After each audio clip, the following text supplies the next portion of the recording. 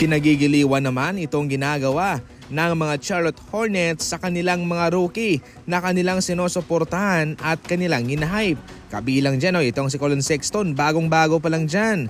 Samantalang si LaMelo Ball nandyan rin sa likod sumusuporta. Alam nyo ba na pinaka-importante po ay yung chemistry, yung koneksyon sa isa't isa sa isang kupunan. Kung wala kayong chemistry, kung masama o kung hindi man maganda ang inyong mga relasyon, siguradong wala kayong papupuntahan.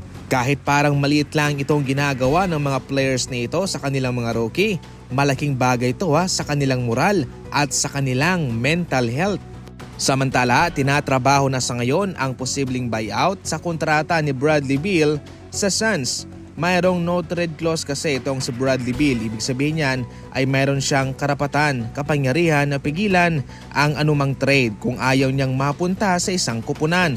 Kaya mahirap to para sa Phoenix Suns na gusto nang mag-move on kay Bradley Beal. Kaya sa pagkakataong ito, buyout ang solusyon sa kanilang dalawa. Ngayon, ang nag-aabang po na makuha itong si Bradley Beal ay ang Miami Heat. Maganda to para sa Miami Heat sapagkat kanilang makukuha itong si Beal na wala silang papakawalan sa kanilang kupunan. At heto ang kanyang maitutulong sa Miami Heat kung sakaling matutuloy man siya doon. Number 1, more scoring option. Meron ka ng Bam Adebayo and Tyler Hero. Meron pang Andrew Wiggins, Bradley Beal, malaking addition yan.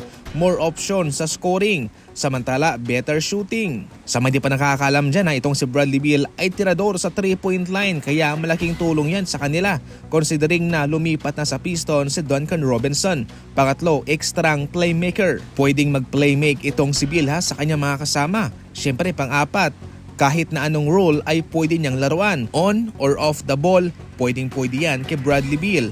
Panglima, clutch player. Sa isang kupunan na maraming option, kinakailangan na meron ka ding clutch player at kaya dyan mo rin po makukuha yan kay Bradley Beal. Sabi ko nga, more option sa scoring. Ang red flag lamang dito ay hindi siya gaanong magaling as a defender. Pero syempre, pwede naman siyang backupan dyan ng mga teammates niya.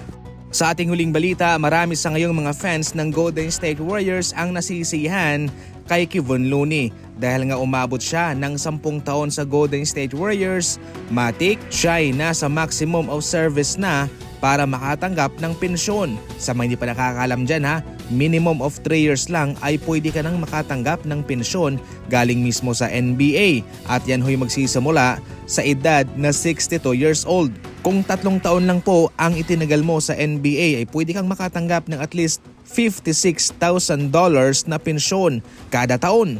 At kung nasa 10 years pataas, matik $215,000 kada taon ang matatanggap mo. $215,000 divide by 12 months, $17,000.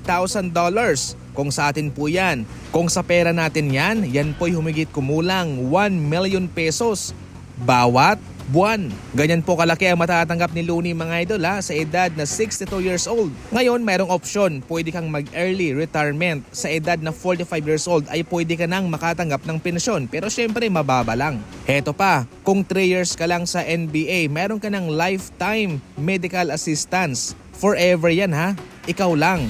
Pero kung umabot ka nga ng mahigit 10 taon pataas, ay hindi lang ikaw ang makakover ng lifetime medical assistance na to.